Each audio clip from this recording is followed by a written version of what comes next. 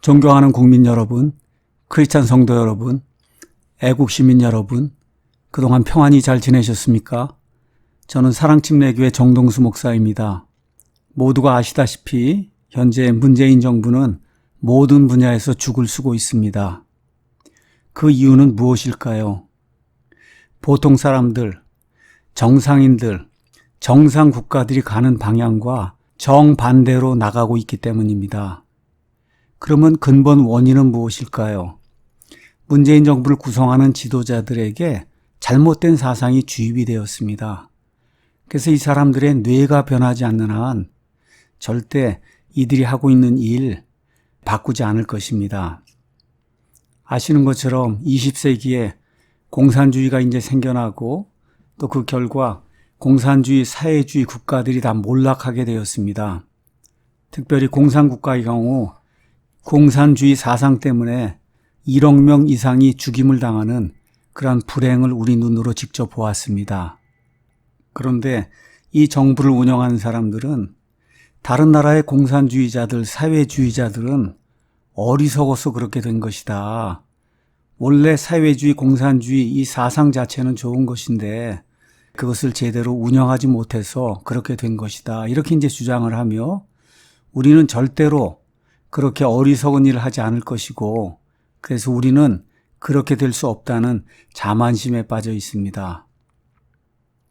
여러분, 지난 2년 동안 문재인 정부는 예산을 매해 9%씩 증가해 왔습니다. 올해는 그것도 제1야당과 협의 없이 갑자기 날치기 통과를 했습니다. 그러면 지난 2년 동안 90조 정도의 예산이 이제 증가가 됐는데 이 모든 것들이 무상복지 또 파퓰리즘 이거 확산에 이제 쓰이고 있습니다. 문제는 무엇입니까? 이 사람들은 이 빚을 갚지 않습니다. 자기들 시대에는 이 빚이 자기들의 책무로 돌아오지 않습니다. 누가 이 빚을 갚아야 할까요? 이 모든 빚은 20년, 30년 안에 부메랑이 돼서 우리 후손들에게 고스란히 돌아올 것입니다. 그래서 우리는 파퓰리즘 정책을 쓰는 정치가들을 조심해야만 합니다. 2019년 12월 9일 한국경제신문에 대단히 중요한 기사가 나서 여러분에게 소개하려고 합니다. 제목은 소득 주도 성장이 아니라 소득 주도 빈곤. 한국은 과거 성공을 낭비하고 있다. 제목이 이제 이렇게 돼 있고 이것은 세계적인 경제학자 로버트 베로우라고 하는 미국의 하버드대 교수가 특별 기고한 것입니다. 가서 보니까 조그만 제목이 있는데 경기 침체에 빠져드는 한국 이렇게 이제 돼 있고 한국의 성장률 저하는 수출 감소 때문이 아니라 문재인 정부의 파퓰리즘 정책 때문이다. 이렇게 이제 돼 있습니다. 이 로버트 베로 미국 하버드대 교수가 한국 정부의 파퓰리즘 정책이 과거 성공을 낭비하고 있다는 내용을 담은 특별 기고문을 한국경제신문에 보내왔습니다. 세계적 경제학자인 베로 미국 하버드대 교수는 한국 정부가 파퓰리즘 정책으로 과거 성공을 낭비하고 있다. 그렇게 이야기하면서 낭비한다는 말에 스쿼더라고 하는 그런 그 단어를 사용했는데 이 단어는 탕진한다는 이야기입니다. 다시 말해 한국 정부가 과거의 성공을 인기 영합주의 정책으로 다 탕진하고 있다. 그렇게 이야기하면서 최저임금 인상, 근로시간 단축 등 기존의 모든 정책을 되돌리는 것이 현재로서는 최선의 정책이라고 진단했습니다. 베로 교수는 그런 정책은 소득 주도 성장이라고 칭하기보다는 소득 주도 빈곤이라고 불러야 할 것이라고 강력하게 비판했습니다. 다시 말해 임금을 올려가지고 국가의 성장을 이룬다. 이런 것은 불가능하다는 겁니다. 그런 방식으로 나가면 결국 국가가 빈곤 상태에 빠진다는 것입니다. 베로 교수는 매년 노벨 경제학상 수상 후보로 거론되는 석학으로 과거 한국의 경제 발전을 연구했으며 2003년에는 서울대에서 강의를 맡기도 한 지한파학자입니다. 그는 한국을 중국, 일본, 태국 등 아시아 10개 국가 비교하며 투자와 성장이 안 되는 이유로 수출 감소가 아니라 한국 정부의 파퓰리즘 정책을 꼽았습니다. 파퓰리즘 정책으로는 최저임금 인상, 근로시간 단축, 단기 공공 일자리 마련 등을 위한 재정 지출 확대, 기업 및 고소득층에 대한 세율 인상 등을 모두 지목했습니다. 배로 교수는 한국이 1950년대 후반부터 가난으로부터 벗어날 수 있었던 원동력은 소득 재분배가 아니라 전체적 경제 성장이었다고 말하며 이런 파퓰리즘 정책들이 시행되고 있는 현 상황이 참으로 안타깝다고 토로했습니다. 그는 한국 정부의 가장 좋은 건 실행된 모든 정책을 되돌리는 것이지만 정치적으로 이것은 어려울 수 있다라고 말하면서 최소한 최저임금 인상을 중단하고 기업 등에 대한 세율 인상을 취소해야 한다고 조언했습니다. 또 최근 문재인 정부가 경기 진작을 위해 500조 원이 넘는 예산을 짜고 있는 데 대해서도 상품에 대한 총 수요를 높이기 위해 고안된 정책, 즉 일종의 거대한 케인지언 실험을 하고 있다라고 말하면서 잘못된 분석에 근거한 것으로 이러한 정책은 실패할 수밖에 없다고 내다봤습니다. 여기서 이제 케인지언 실험이란 정부가 재정을 확대해서 수요를 만든 그런 정책을 뜻합니다. 한국 정부가 경기 진작을 위해 재정을 공격적으로 확대해 집행하는 것은 잘못된 분석에 기인한 정책이며 따라서 실패할 수밖에 없다고 그는 분명하게 이야기합니다. 이 기고문은 당초 예정에 없던 것이었습니다. 기자는 한국을 잘 아는 석학인 배로 교수에게 지난 11월 19일 이메일을 보내 인터뷰를 요청했습니다. 그리고 이틀 뒤에 답장이 왔습니다. 한국 경제의 문제점과 문재인 정부 정책의 역할 등을 고려할 때 나는 한국경제신문이 제안한 인터뷰를 해야 한다고 생각한다. 그러니 질문을 보내달라고 이야기하였습니다. 질문지를 작성해 보낸 뒤 한참 동안 연락이 없었습니다. 그런데 우리나라 시간으로 9일 이메일로 우리 신문에 이제 도착한 것은 그의 기고문이었습니다. 제목은 소득 주도 성장에 대한 생각이었습니다. 다음은 배로 교수의 기고문 전문입니다. 한국 경제는 취약하고 경기 침체에 빠져들고 있습니다.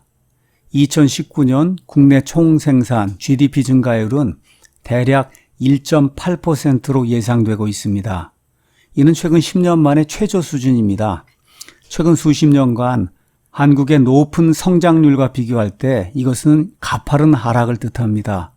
특히 주목할 만한 점은 총 고정 투자의 마이너스 증가율입니다. 이는 2019년 한 해만 해도 전년보다 4%가량 줄어들었습니다. 이런 투자 위축은 경제를 어둡게 전망할 수밖에 없는 명확한 지표이며 경기 침체의 신호라고 볼 수 있습니다. 한국의 거시경제 상황을 분석할 수 있는 적절한 방법은 다른 아시아 국가들과 비교하는 것입니다. 그래서 10개 국가를 비교 대상으로 살펴봤습니다. 중국, 인도, 인도네시아, 일본, 말레이시아, 필리핀, 싱가포르, 대만, 태국과 베트남 등입니다.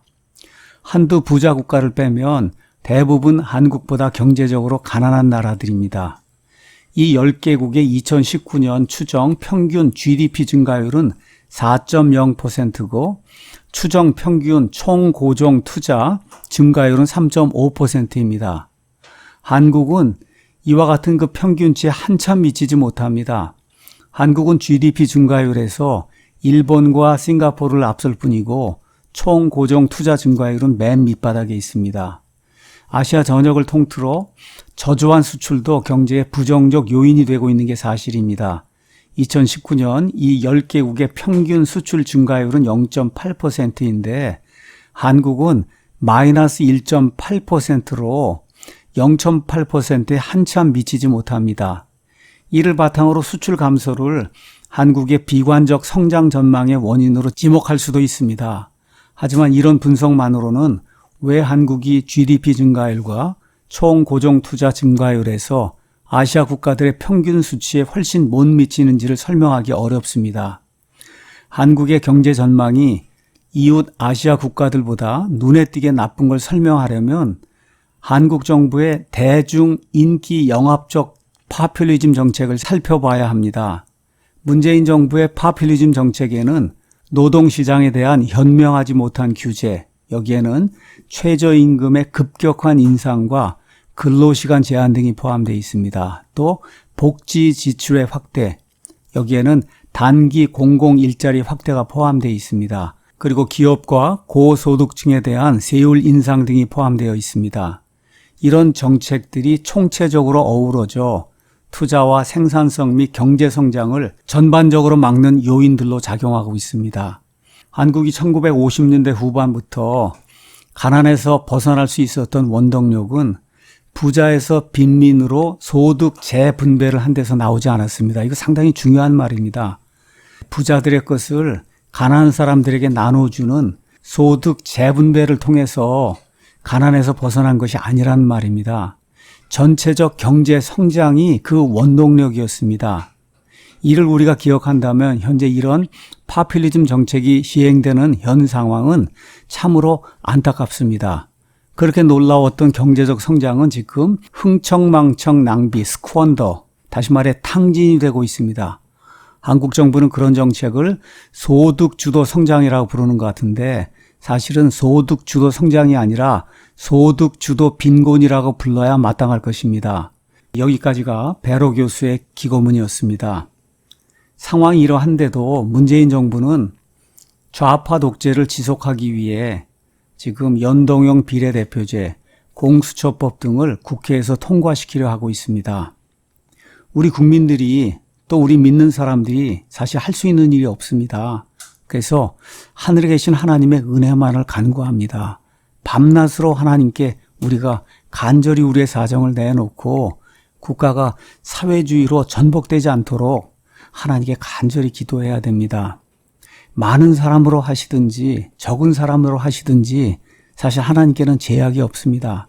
가장 중요한 것은 우리 믿는 사람들, 애국 시민들이 지난 71년 동안에 하나님께서 부어주신 그 번영, 또 하나님께서 부어주신 그 축복, 이걸 기억하고 하나님을 대적하고 아이들 제대로 키우지 못하고 제대로 교육시키지 못해서 이와 같은 일이 생겼다는 거, 믿음 생활 제대로 하지 못해서 이와 같은 일이 생겼다는 것을 뼈저리게 느끼고 간절히 하나님께 기도함으로써 하나님께서 간섭하셔서 순식간에 북한의 김정은 정권 하나님께서 몰락시키시고 자유통일이라고 하는 아름다운 선물을 우리 대한민국에 주실 줄로 믿습니다. 지난 71년 동안 이 땅을 지켜주신 우리 주 예수님께서 믿는 자들의 간절한 호소를 들으시고 국가가 부도 상태로 가지 않도록 다음 세대가 빈곤 상태로 가지 않도록 지켜주실 줄로 믿습니다.